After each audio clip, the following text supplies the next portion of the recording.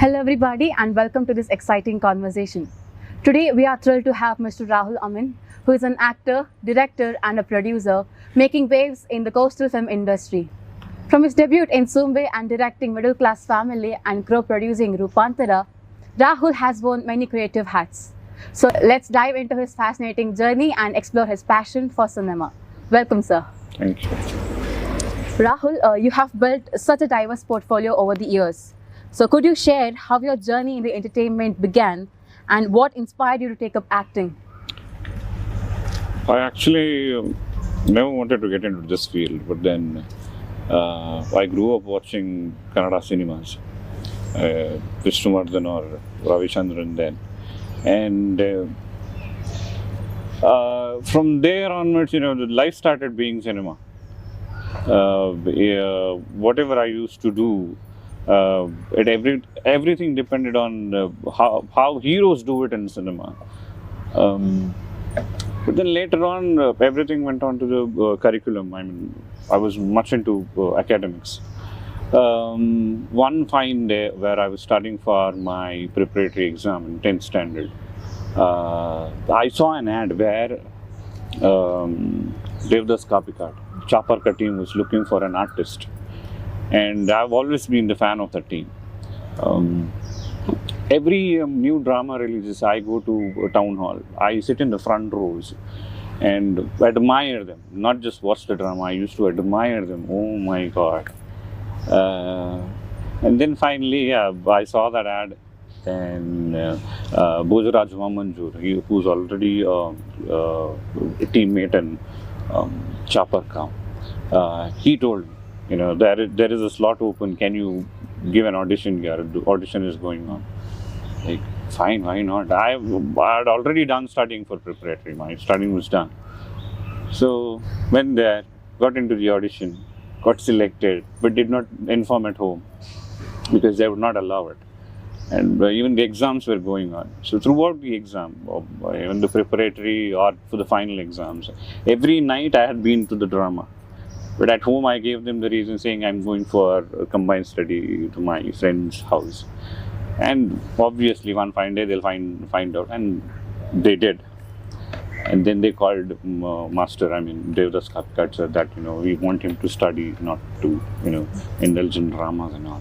He was okay with it. He was like, yeah, let him study because I was a distinction holder in 10th standard. So, go on to your academics back then. Whenever you feel free, you can come and do your drama.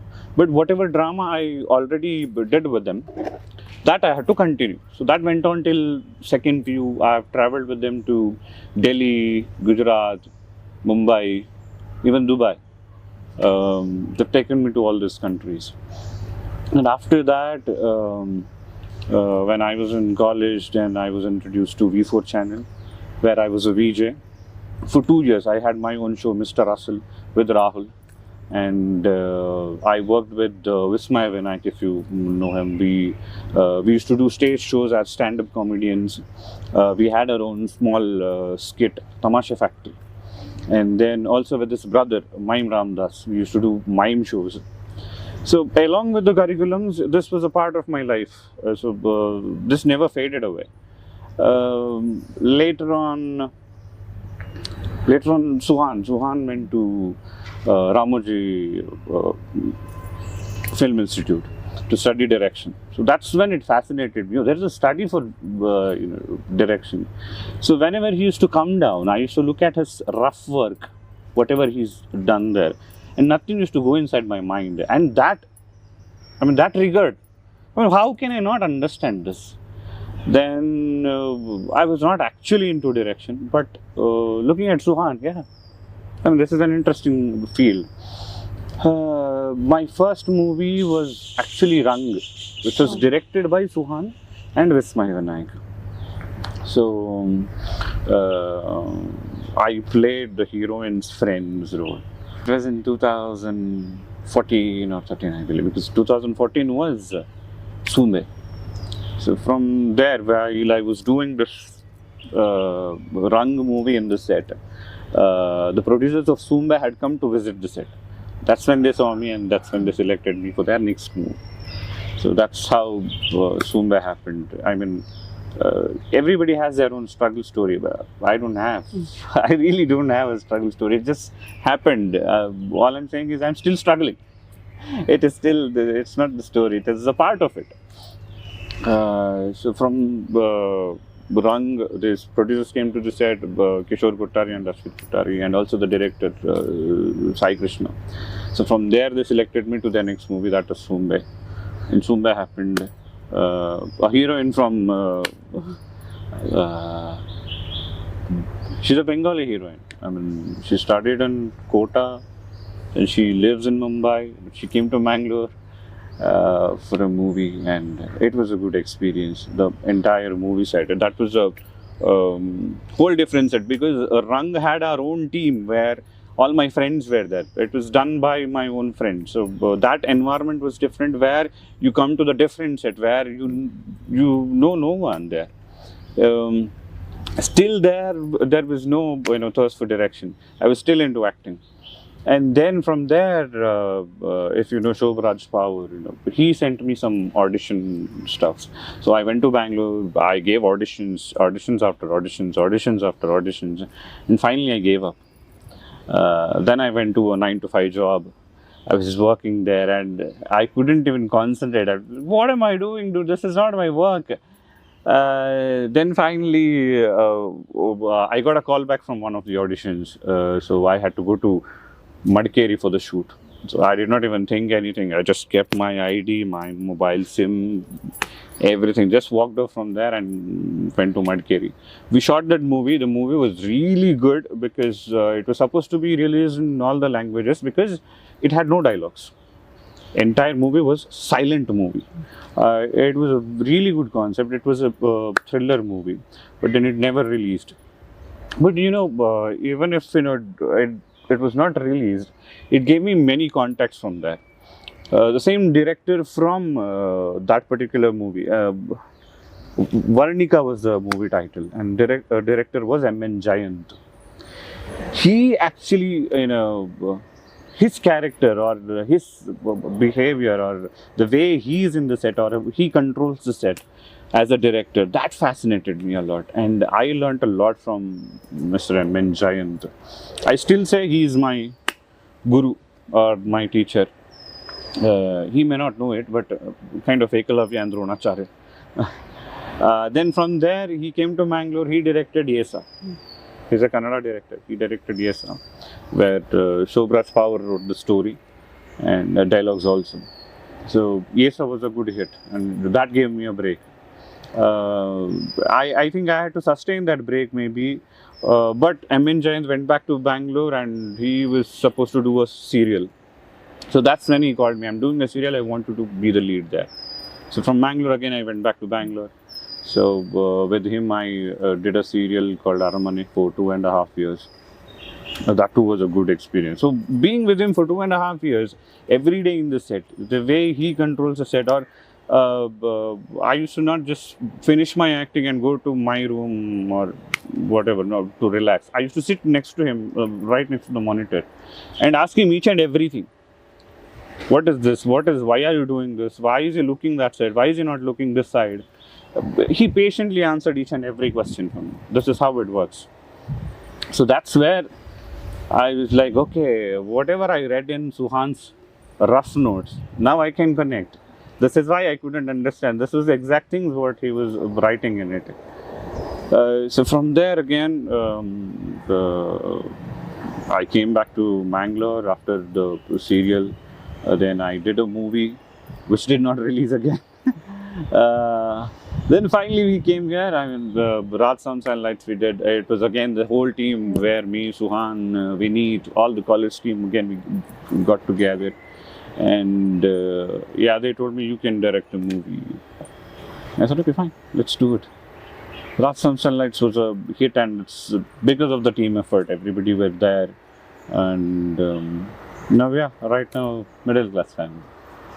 Yeah. So your unplanned and unexpected steps brought you till here. That's how life is. Yeah. So you took on the dual role of actor and director in the Tulu film Raj Sounds and Lights in 2022, your super hit movie. So how was it balancing both the responsibilities? What inspired you to the story of the film? When you write a story, it has to be very connecting to yourself first before you connect it to the audience. So you got to look around. What do you see? You got to write only that, because that's when you have already seen the movie. Me, Vineet, or my entire team of co-producers also were Pawan or Nitin. We were the 4 people who used to do big fat weddings in Mangalore. We also have an event company, Vibe of Events.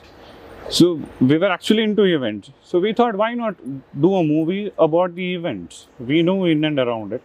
So that's how Raat Sun Sunlights came up, and Vineet had a story.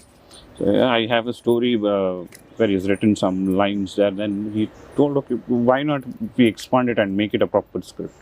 Then we sat together for 2 months. I mean, not going to my house. I was just in Vineet's house every day. So finally, we came up with the script of in 2 months. Then we went to Prasanna Shetty Bailur to do the dialogue part, because he has a good grip in the very local slang, and that connects the most of the people here. If you use the local proper slang. And he has the touch of Udupi also, because he's from Udupi. So we wanted both the mixture of Mangalore and Udupi, and the dialogues came too well. And directing was not difficult. It was, it was too good. Everything was provided. Whatever I asked, it was right there. My co-producers or my producers, everybody were there. In whatever you need, that will be there. And finally, that's what I believe. If you give what the movie requires, the movie will give you back. So just satisfy, just be true to your own script. That's all. Nice. So in 2017, you starred in Yesa alongside with Radhika Rao. So how did you prepare for the role, and how was it different from the experience in Sumbe? Both were really different. In Sumbe, I had a big thick mustache, which I did not know for what. I was 22, but I was made to look older. Though the tummy what I grew then for the movie, I still cannot get rid of it. That's the time when the director told me, you got to put on your weight, look a little older. Okay, fine. I kept my mustache open, and then had to put on a lot. I searched for the marriage invitations. Otherwise, I don't go to the functions and all. But I started, looking for the marriage invitations. I went to every marriage or the reception just to gain weight, eat all the junks you get or the catering food. That's how I prepared for that role. And then this year was. I was with the production and director and story writer for like more than a month. We practically lived together, where we read the script every day till it becomes very colloquial, where henceforth it is not a dialogue at all. It is just the way you're speaking, just got mixed into your routine. That's how we prepared. Every month, the whole month we were together, and Giant, he's a very good director. And every day we had a morning to afternoon session of workshop, where he used to give different tasks to do. There were things like me and Radhika used to converse and just using ABCD. The whole morning to afternoon, I'm supposed to speak to her or she's supposed to speak to me just using ABCD, nothing else. But we are supposed to converse. And then the next day, it is just 1 to 10 we have to say, nothing else. You talk to her, she talks to me, and just use these numbers, that's all. And even in the set, he's so busy looking after the entire set. He just looks at you or anyone, he'll just throw at you, and in the mid-air he'll say, what is that item? It is an imaginary item, and you have to react to it. Oh, okay. He'll throw it, and when you're just about to catch, it's a snake, he'll tell. You have to react to the same thing. If the snake is coming towards you, how are you going to react? So that used to be our workshop, and that continued even in the set. So that's how we prepared for Is that. it same that workshop in all the movies, or No. That was one unique experience for and with an experienced man. it just meant that you people have Yeah. a relation, or like you have a common talk or between? Oh yeah. Okay. Your journey in Tulu film industry started with the Sumbe in 2015. So how did the role come about, and what was an experience like working with Sritama Mukherjee on your debut? Yeah. Sritama Mukherjee was already an experienced artist. So I was little skeptical, or you can say I was really scared because she's all the way from Mumbai, and she was a lead in Kalash, and there was another serial that was in Sony back then, and I'm supposed to act opposite to her. But she really made me feel good. I mean, comfortable. One more thing was that, I was the only guy who could speak Hindi in the entire set. So even she had no choice just to speak to me. So that's when, the chemistry was good because of that. If anything she wants or anything has to be done, she has to convey it through me alone. So that was a way to get a good chemistry. And she used to speak this Bengali with her mom or anything. And the second day while she was talking over the phone, I wasn't eavesdropping, but still I could hear. She said some Balu. I'm like, what? Just because I'm fat, you cannot tell Balu. Balu is nice in Bengali. Oh, he said nice. I'm nice. Okay, that's fine. Was it difficult for her to act in Tulu film? No, she did not bother. She did not bother at all. She was like, you just let me know what is the scene and what does the line means. She did not even by heart it. She was just murmuring, anyway it is going to be done. She just concentrated on the expressions she's supposed to give, not on the dialogues. So I read my own dialogues and I read her dialogues. I translated that in Hindi. That was a double work anyways. So as a director, you have a unique perspective on storytelling. How does your experience as an actor influence your direction style? And what do you enjoy more, acting or directing? That's a tough call. I never asked that myself.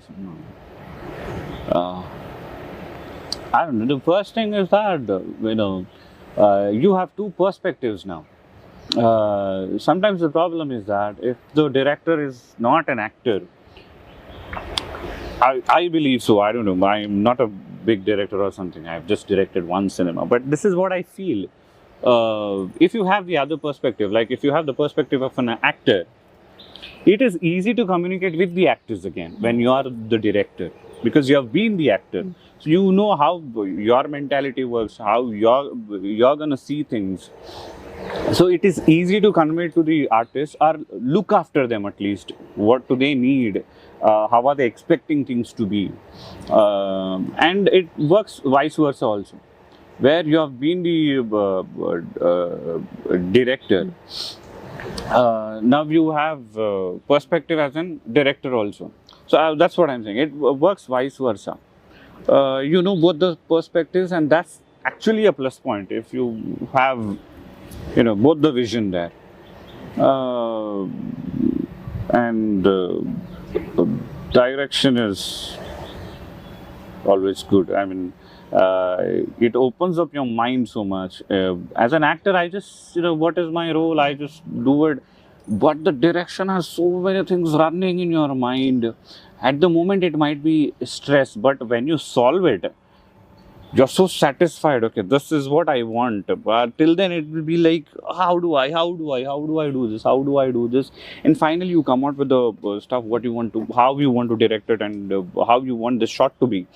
And finally, when it comes out, you're so satisfied. And the difference that you go home and sleep, even if you get sleep of like 3 hours or 4 hours during the shoot, that's what happens. But the way you sleep in the night, it is so peaceful and it is so great. I mean, that satisfaction doesn't come through an actor. I mean, that satisfaction is only for the director. I Actor believe. is limited to the script or whatever. Yeah. This has a whole different level of satisfaction, and your mind opens up like too good. You're also directing Middle Class Family. So could you give us a sneak peek into what the film is about and what audience can expect from it? As I told you, you have to write a script that is around you, and that is you have to see the movie first before you show it to them. So middle class family is again the perspective of our own. We are all from middle class family, and the majority of the population is from middle class family, and that's the easy link between us and the people. Middle class family is everywhere. Everybody is from almost everybody is from middle class family, and the only line we have is it wrong to dream if you are from middle class family? Is it wrong to have big dreams? Should you never dream? Or is it going to be like this throughout your life, or is it going to change? Or for that change, what are you going to do? What are your efforts? Just, don't just depend on the luck. I mean, there's a famous quote saying, if you're born poor, it's not your mistake, but if you die poor, that's your mistake. So all those efforts and, how you overcome from being middle class family, it's not a mistake. I mean, but still, can you dream, or can you achieve that dream? Can you balance everything? The most of the problem we have right now is, according to my age, my generation people, it's the career, it's your personal life, it's your love life. You have your parents to manage, you have your girlfriend to manage, or you have your career to manage. It's like you're hassling things. So if a guy who's watching the movie, or if the family who's watching this movie, they can automatically connect to this. I believe, for the audience, this gives a satisfaction. Oh, I watched a nice movie. This is what they can say. I mean, not too confident, but it will become overconfidence. No, I'm not saying that, but I'll give you that satisfaction. That's all. If the movie is going to be a hit or not a hit, don't know. But I'll give you that satisfaction where you will believe. You'll connect it with the movie. Yeah, this is how my life is also. So, well, that brings us to the end of our conversation today. I would like to give a big thank you to Mr. Rahul Amin for sharing such a valuable insight and taking his time to join us. To our wonderful audience, thank you for tuning in and being a part of our interview. Do like, share and subscribe our YouTube channel, and we hope you enjoyed our conversation just as much as we did. So until next time, stay tuned and take care.